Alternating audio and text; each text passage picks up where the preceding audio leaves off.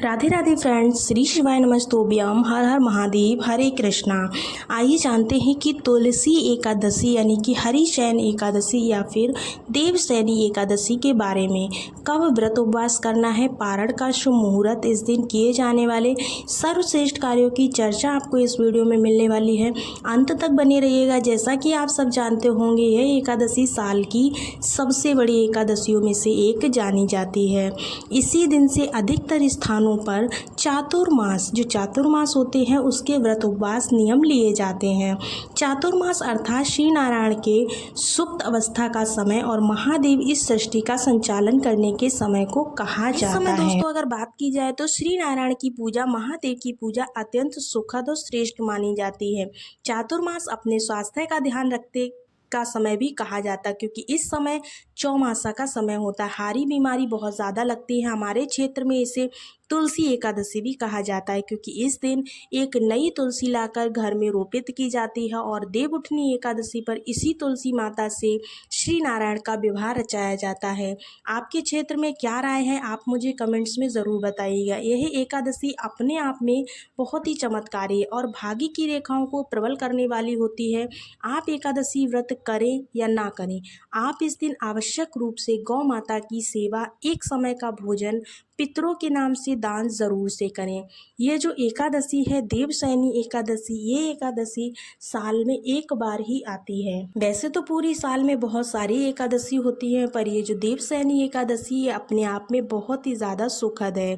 शिवलिंग पर आपको काला तिल, गंगा जल और कच्चा दूध जरूर से चढ़ाना है और स्वधा स्वधा स्वधा जरूर बोलना है। सामान्य सरल तरीके से अगर एक लोटा जल लेकर आप शिवलिंग पर 3 बार स्वधा स्वधा स्वधा भी बोलते हैं तो इससे भी आपका पितृदोष मिटता है। और गुरुजी कहते हैं कि समस्त कार्यों की सिद्धि होती है अपने घर की रसोई में और पीपल की जड़ में, यानी कि जो घर में रसोई में पानी रखा हुआ होता है और पीपल की जड़ में, और साथ ही साथ तुलसी माता के समक्ष घर के दरवाजे पर, घर के मंदिर में एकादशी व्रत के दिन दीपदान ज़रूर से कीजिएगा।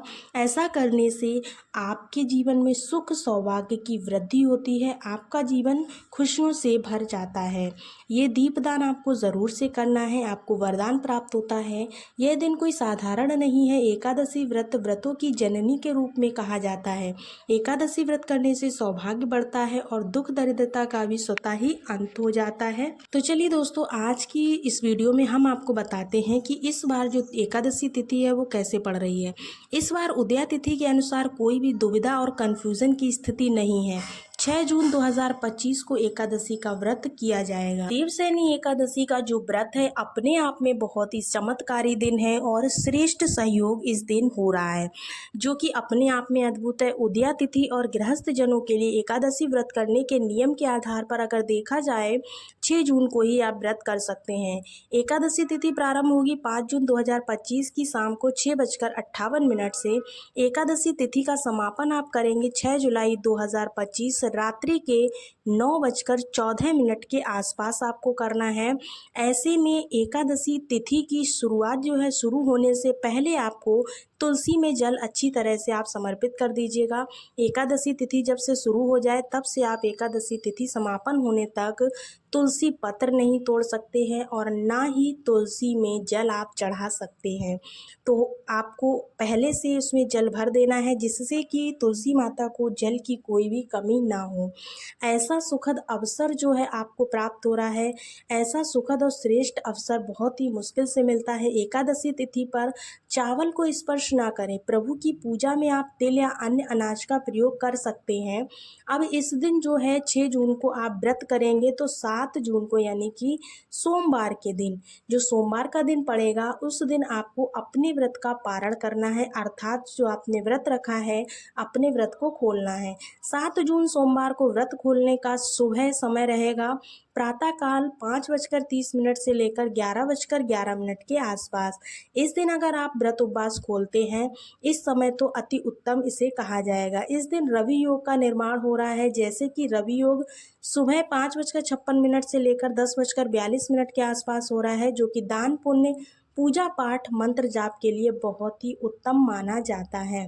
तो ऐसे में आप दान पुण्य जरूर से कीजिएगा। भक्तजन कई खरीदारी करते हैं, व्रत उपवास के नियमों को लेते हैं और इसी दिन जो है विशेष तौर पर अजूब मुहूर्त कोई नए कार्य की शुरुआत के लिए सबसे अच्छा समय माना जाता है, क्योंकि इसके बाद चातुर्मास आरंभ हो जाता है।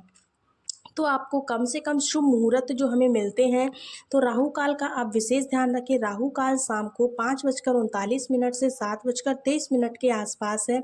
इस दिन आपको सूर्य उदय 5:29 के आसपास होगा और ब्रह्म मुहूर्त अर्थात पूजा का सर्वश्रेष्ठ समय जो है, आप किसी भी कार्य के लिए ब्रह्म मुहूर्त को सबसे सुंदर जाना जाता है।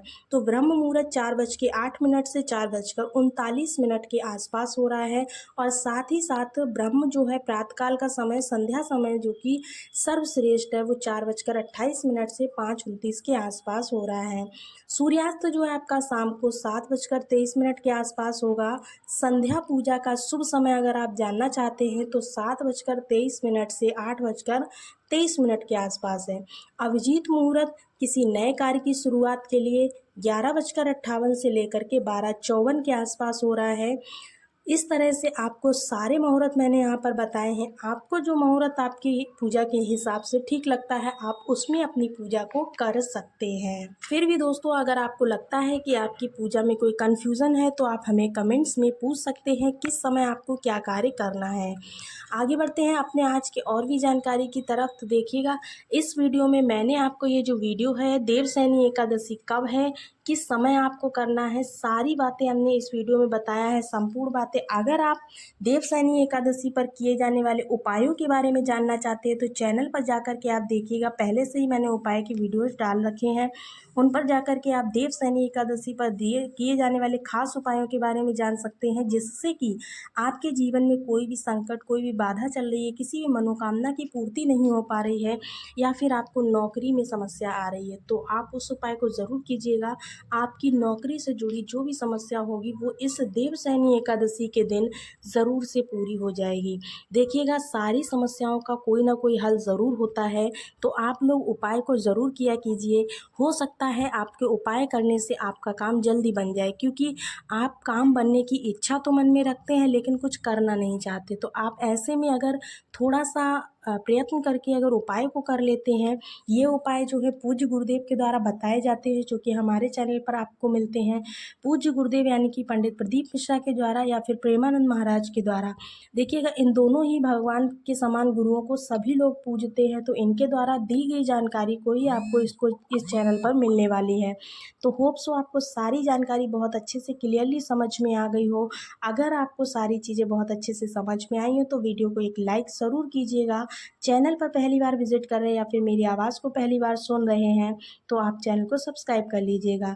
अगर वीडियोस में आपको कोई भी किसी भी प्रकार की कोई कमी लगती है या फिर किसी भी प्रकार की कोई दिक्कत हो रही है तो आप हमें कमेंट्स में ज़रूर बताइए। हम आपके कमेंट्स का रिप्लाई बहुत जल्द से जल्द करने की पूरी कोशिश करेंगे। तो चलिए मिलते हैं अगले नए वीडियो में नई जानकारी के साथ। तब तक के लिए राधे राधे, श्री शिवाय नमस्तोभ्याम।